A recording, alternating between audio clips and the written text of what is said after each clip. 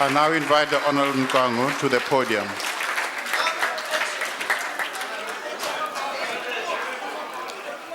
Mr. Speaker, Order, honourable members, order. honorable ministers and colleagues. Since the controversial landing of a plane load of passengers at one of our country's most secured, and I want to deliberately refer to it as national key point, government has taken great pains to publicly exonerate the president and his cabinet from any involvement or culpability. This had to be done because in the mind of the public, the Gupta family's personal connection with President Zuma is somehow tainted with impropriety. Thus, whether true or not, the average South African assumed that the so-called Gupta Gate scandal somehow involved the president. In this debate, the IFP is less interested in what the president did or did not do. We are not looking for evidence that the president involved himself in the granting of permission for the plane to land at Waterkloof Air Base. Our concern is whether this is the kind of leadership we want for our country, the kind of leadership under which South Africa limps from scandal to scandal.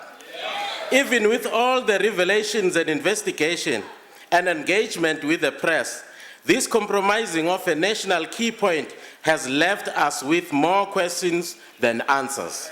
But one aspect that has emerged quite clearly is that the implicated officials engaged in name-dropping to ensure that the plane landed and the guests were escorted to Sun City.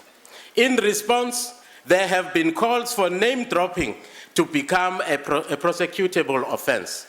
But there is another angle to this debate that should not be overlooked.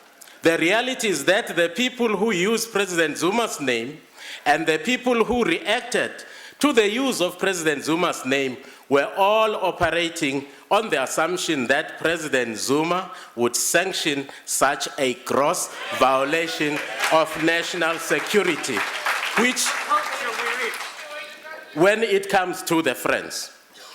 This debate should really be about perceptions on the integrity of the president, because whether or not our president's integrity is compromised, the perception that our president lacks integrity, particularly when that perception emanates from within government structures, speaks of an ailing national leadership. The IFP knows what leadership should look like. We understand integrity and the importance of doing the right thing and being seen to do the right thing. Order, members, order. We have an unparalleled example in our leader, Prince Buthelezi, who often points out that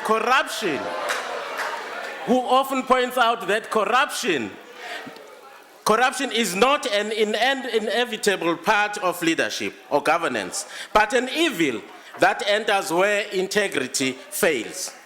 Prince Buthelezi administered the erstwhile KwaZulu government for almost 19 years, and never once was a single allegation of corruption ever leveled against his administration.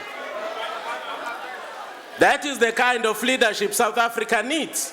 When a leader walks uprightly, they need have no fear for their reputation.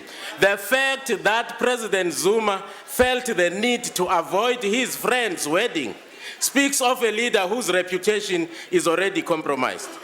The question we are left with is whether this is the kind of leadership we want for South Africa. We are on dangerous ground when our citizens are already asking, who really runs this country? Is it the representatives of all the people or a handful of puppet masters pulling the strings?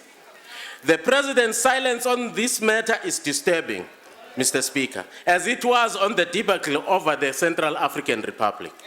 As the commander-in-chief of our armed forces, let alone the executive head of the country, he should have provided the nation with answers, I think.